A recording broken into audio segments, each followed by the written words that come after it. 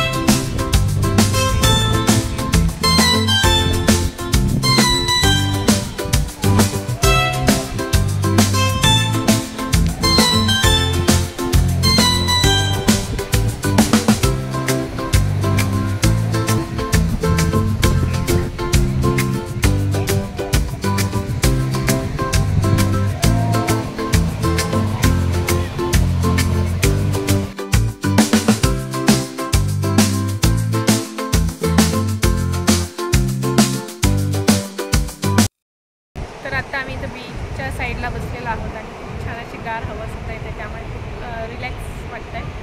आणि तुम्हाला जर माजोर्डा बीचला यायचं असेल तर हा साऊथ गोव्यामध्ये आहे। नक्की तुम्ही साऊथ गोव्यामध्ये आला तर नक्की व्हिजिट करा माजोर्डा बीचला। खूप छान आहे आणि मोकळं आहे, म्हणजे तुम्हाला जर जास्त गर्दीमध्ये नसेल जायचं किंवा रिलॅक्स फील करायचं, तुम्हाला एकटंच टाईम स्पेंड करायचा आहे फॅमिलीसोबत किंवा स्वतःचा, तर तुम्ही माजोर्डा बीचला नक्की येऊ शकता।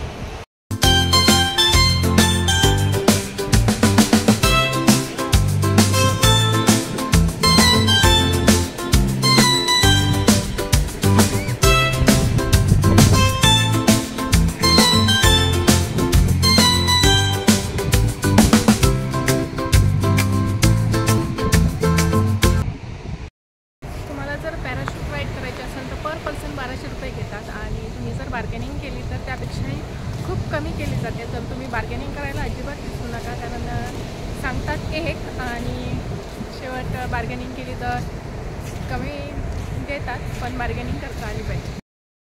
तर गाईस, माजोर्डा बीचला नक्की विजिट करा। खूप सुंदर आहे इथे आणि छान अशी हवासुद्धा लागते इथे, आणि जास्त करून इथे फॅमिलीज येतात आणि खूप सुंदर आहे इथं वातावरण बघायला गेलं। आणि आता सनसेट होत आहे थोड्याच वेळात, बघू शकता तुम्ही किती सुंदर असा सनसेट होत आहे। तर अशा प्रकारे इथे आता सनसेट होत आहे। आत्ता वाजलेत जवळजवळ 6:15। खूप सुंदर आहे बीच आणि बघू शकता सनसेट होत आहे आत्ता। खूप सुंदर असा सनसेट होत आहे आणि खूप छान वाटते। तर गाईज, बघू शकता तुम्ही पहिल्यापेक्षा किती सुंदर दिसतोय हा सनसेट बघून, खूपच छान वाटते। आणि साईडला बघू शकता तुम्ही पॅराशूट राईडसुद्धा खूप छान चालू आहे। सनसेट होऊन गेला, तुम्ही बघितलाच आत्ता व्हिडिओमध्ये। तर आता थोड्याच वेळात अंधार पडेल तर आम्ही घरी जाण्यासाठी निघत आहोत। तर आत्ता आम्ही घरी जाण्यासाठी निघालो आहेत आणि सनसेट होऊन गेला आत्ताच, तुम्हाला दाखवलंच व्हिडिओमध्ये। तर इथे असं पाणी असल्यामुळे त्यांनी असा छोटासा असा ब्रिज बनवला आहे लाकडाचा इथून जाण्यासाठी,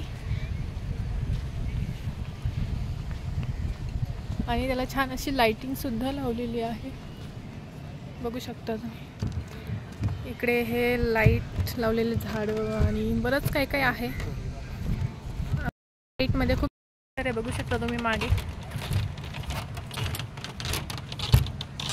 तुम्ही नक्की विजिट करा, खूप छान आहे, वॅकेशन एन्जॉय करा। आणि तुम्हाला हे बीच कुठेही घाण दिसणार नाही, सगळे क्लीन असणार।